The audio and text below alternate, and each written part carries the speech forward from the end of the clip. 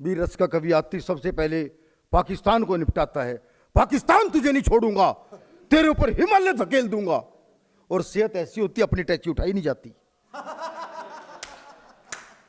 मैं इन वीर रस के कवियों से कहता हूं आप पाकिस्तान को नहीं निपटा सकते, क्योंकि पाकिस्तान को यदि कोई निपटा सकता है तो हिंदुस्तान का एक ही आदमी है। राजेश अग्रवाल जी ने पूछा कौन? मैंने कहा राहुल गांधी। इन्होंने कहा वो कैसे? मैंने कहा उन्होंने 125 साल पुरानी कांग्रेस निपटा दी। तो ये तो मामूली सा काम है इनका, ये निपटा देंगे भाई साहब। और देशभक्ति देखो कहीं भी हो सकती है। आपने देशभक्ति की बहुत कविताएं सुनाई, मैंने तो भाई साहब एक जेब कतरे की देशभक्ति देखी और 4 पंक्तियां लिखी। आनंद लेना और शुरू कर देना एक बार कि जेब कतरे का बेटा बोला, हे ईश्वर नहीं मांगता आपसे कोठी बंगला महल किले, ना इंग्लैंड में ना फ्रांस में ना इटली में, मुझे तो बस हर जन्म भारत में ही मिले। तो बाप बोला मैं धन्य हुआ, बाप बोला मैं धन्य हुआ जो जेब कतरे का बेटा होकर भी तेरी रगों में देशभक्ति का रक्त बहता है। बेटा बोला ये बात नहीं है पापा, वहां ठंड इतनी ज्यादा है कि लोगों का हाथ अपनी जेब में ही रहता है।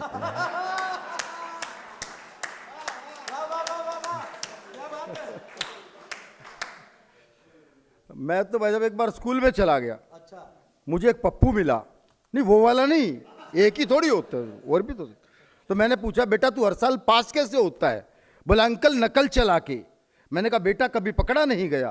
बोला अंकल पकड़े जाने का सवाल ही नहीं, नकल हाथ पर लिखते हैं, जब चेकिंग करने वाले आते हैं तो कर लो, अंदर तो कुछ निकलता ही नहीं। तो 1 साल वो फेल हो गया। तो मैंने उससे पूछा बेटा इस साल तूने इस टेक्नोलॉजी का प्रयोग नहीं किया? बोला अंकल किया था, किस्मती खराब थी। मैंने कहा कैसे? वो बोला ऐसे, नकल हाथ पर लिखी थी, अजब खेल हो गया, वॉशरूम में हाथ धो लिए पप्पू फेल हो गया। तो हंसने के लिए कि ज्यादा दूर जाने की जरूरत नहीं, 2 पंक्तियों में हास्य निकलता है कि मैं अपने मकान मालिक से बोला, मैं अपने मकान मालिक से बोला एक दिन लोग कहा करेंगे तुम्हारे मकान में एक बड़ा कवि डॉक्टर रसिक गुप्ता रहता था। बड़ा कवि डॉक्टर रसिक गुप्ता रहता था। गुरु उस दिन तू पूरे मोहल्ले में छा जाएगा। बोला शाम तक किराया नहीं दिया तो वो दिन आज ही आ जाएगा।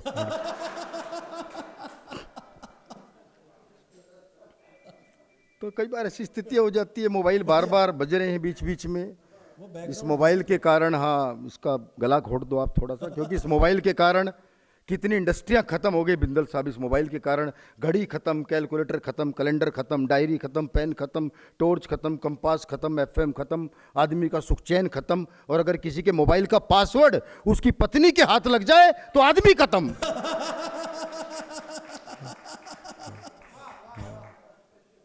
तो वो मैं बता रहा हूँ भाई, जो भिखारी ने सिक्का लेके मैडम से कहा, ये भिखारी भी आजकल देखो मोबाइल का प्रयोग कर रहे हैं, मुझे बड़ा आश्चर्य हुआ। वो भिखारी ने सिक्का लेके मैडम से कहा मैडम आपकी बहुत बहुत मेहरबानी, मुझे याद नहीं आ रहा पर तुम्हारी शक्ल तो है कुछ जानी पहचानी। तो मैडम बोली अरे आप बिल्कुल ध्यान मत दीजिए हमारे धंधे लुक पर। भिखारी बोला मैडम आप बिल्कुल ध्यान मत दीजिए हमारे धंधे या हमारी लुक पर। अरे हम तो कितने दिन से फ्रेंड है फेसबुक पर, अरे हम तो कितने दिन से फ्रेंड है फेसबुक पर। तो वो प्रयोग कर रहे हैं भाई। और एक भिखारी की दुआएं सुन के तो मैंने अपना माथा पीट लिया। भिखारी बोला यूं हिमाकत की नजर से ना देख, एक दिन ब्यूटी क्रीम लगा के अपना चेहरा भी गोरा होगा, अपने हाथ में भी आईएसआई ब्रांडेड कटोरा होगा, आईएसआई ब्रांडेड, निकाल जेब से करारा सा नोट और ले ले मेरी दुआ, जा तेरे घर भी मेरे जैसा छोरा होगा, जा तेरे घर भी मेरे जैसा छोरा होगा। तो भाई साहब कवियों को बड़ी दिक्कत हो जाती है। तो हम तो देखो कवि भी एक डॉक्टर ही होता है, वो समाज के कीटाणुओं को मारने का काम करता है। वो डॉक्टर ने अपनी खूबसूरत नर्स को नौकरी से निकाल के पत्ता कर दिया साफ।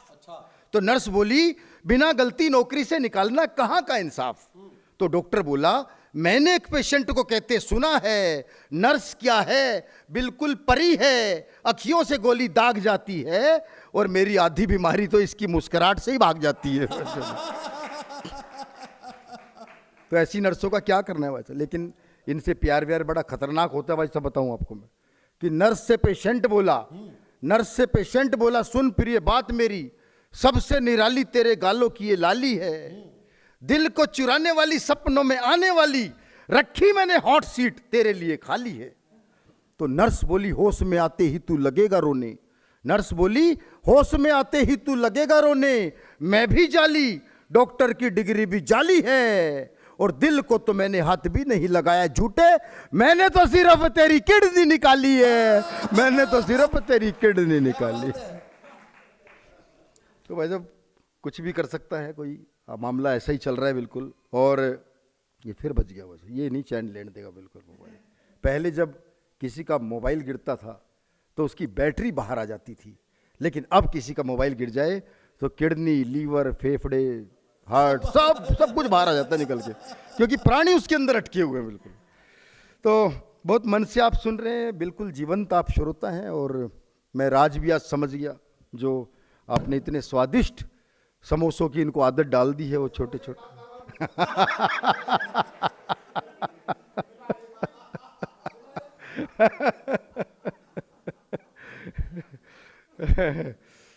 तो वैसे कोई घबराने वाली बात नहीं, इतने बड़े भी नहीं थे वो, इतने इतने ही थे। देखो आपको ज्यादा कष्ट ना हो इसलिए बता रहा हूं मैं।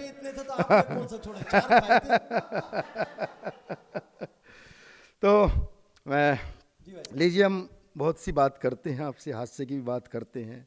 मैं 4 पंक्तियां पढ़ता हूं। अटल जी की जयंती मना रहे हैं, पूरा देश उन्हें याद कर रहा है।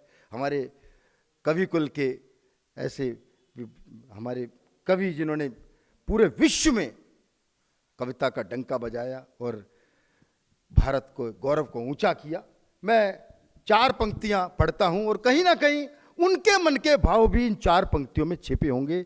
राणा जी आपको समर्पित करता हूं कि पथ प्रदर्शक बनी युगों से है कलम की धार ही, पथ प्रदर्शक बनी युगों से है कलम की धार ही, सार्थक हो जिंदगी बेशक जिए दिन 4 ही, और मोक्ष हम पाए ना पाए चाहते केवल यही, जन्म भारत में मिले हम कवि बने हर बार ही, जन्म भारत में मिले हम कवि बने हर बार ही। क्योंकि कविता एक आयुर्वेदिक औषधि है, क्योंकि कविता एक आयुर्वेदिक औषधि है, जितनी पुरानी उतनी ही गुणवती कहलाएगी। अरे अंग्रेजी की दवा नहीं जो एक्सपायर हो जाएगी, अरे अंग्रेजी की दवा नहीं जो एक्सपायर हो जाएगी। हमारे देश के बड़े कवि हुए हरिवंश राय बच्चन, उन्होंने मधुशाला लिखी और ये कहा कि जहाँ 4 लोग बैठे वहाँ मेलजोल बढ़ जाता है, जहाँ बोतल खुल जाए वहाँ मेलजोल बढ़ जाता है। तो उन्होंने अपनी मधुशाला में लिखा कि मधुशाला मेलजोल बढ़ाती है। उन्होंने अपनी पुस्तक में लिखा कि शराब से क्या होता है, मेलजोल बढ़ाती है, मधुशाला से मेल बढ़ता है, मधुशाला से मेल बढ़ जेल कर, हाँ वो मेल, सुनो सुनो सुनो, मधुशाला मेल कराती है, बिल्कुल आप याद आ गया, मधुशाला मेल कराती है। और मैंने केजरीवाल जी से पूछा तो कह रहे मधुशाला जेल कराती है। तो अपन को समझ में नहीं आ रहा किसकी माने भाई साहब, दोनों अपनी अपनी जगह सही है भाई साहब। लेकिन एक समय था, बिंदल जी आप ने पूरा जीवन देखा है, एक समय था जब गांव से हम निकल करके आए थे और ऐसा भी वक्त था जब खाने के लिए एक वक्त का भोजन था और दूसरे वक्त का नहीं था। यहाँ बड़े बुजुर्ग बैठे हैं, आपने देखा होगा, लेकिन आज उसकी कहीं ना कहीं कृपा है माँ सरस्वती की।